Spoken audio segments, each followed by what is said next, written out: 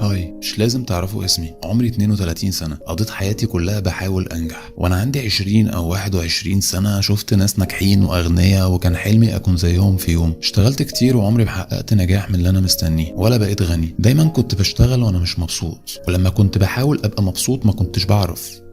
انا حاسس ان عمري ما كنت مبسوط قبل كده. افتكر في مره بعد فتره شغل كبيره قررت اني اقضي يومين لوحدي اجازه استمتع بيها واحاول اخرج من جوايا كل السلبيات، بس للاسف ما كانش معايا فلوس وكل حاجه كانت غاليه جدا عليا عشان اعرف اقضي وقت اكتر حلو. وقررت ساعتها اقضي الاجازه في البيت اتفرج على افلام وما اعملش اي حاجه تاني، وكان ده اكبر عذاب شفته في حياتي.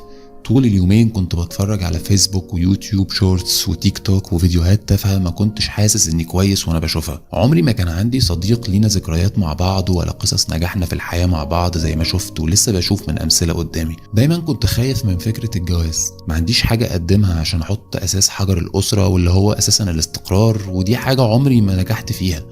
امبارح قابلت واحد كان صاحبي في الثانوي. ثانيه، انا قلت صاحبي.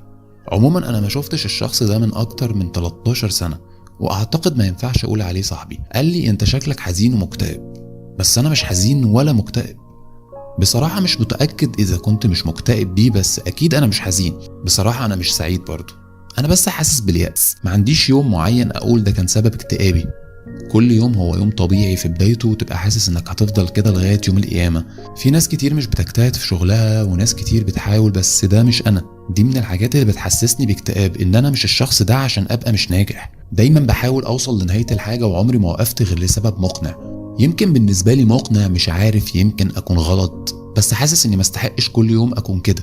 احيانا بحاول اعمل حاجه كان نفسي اعملها يمكن تساعد على تغيير مزاجي، بس بعمل الحاجه وانا جوايا مش حاسس باي سعاده. ممكن تبقى قاعد في احسن مكان في العالم وبتبص حواليك، بس انت جواك حاسس انك لسه في سريرك وبتبص على السقف. مفيش اي رد فعل منك على الناس حواليك. بروح الشغل كل يوم واعمل كل المطلوب مني، واخر اليوم اقول هو انا بعمل كل ده ليه؟ واصحى اروح الشغل تاني يوم واعمل زي كل يوم واواجه اللي بواجهه كل يوم. اوقات كنت بهرب اني اشرب مخدرات واتفرج على اي حاجة. معرفش يعني ايه احساس الفرح. انا احيانا مش بعرف ارد على كلام الناس التقليدي لاني مش عايش معاهم. انا اللي بيقولي البقاء لله بقوله ان شاء الله. لما حد بيقولي يلا نخرج بقوله انا مشغول، واخلق اي عذر عشان ما اكونش مضطر اني اواجه بره البيت. الموضوع عامل زي انك عايز تموت بس مش عارف. انا لسه بضحك لما بقابل حد في الشارع او البيت او اي مكان، ولما بيهزر برد عليه بهزار، بس مش سامع اساسا انا بقول ايه. في دماغي من جوه انا مش مبسوط برضه.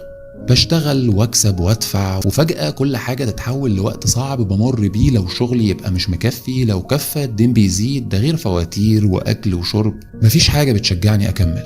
المشكلة اني بحس ان الوحيد اللي بيعاني من المشكلة، لان الناس قدامي شايفهم مبسوطين وفرحانين.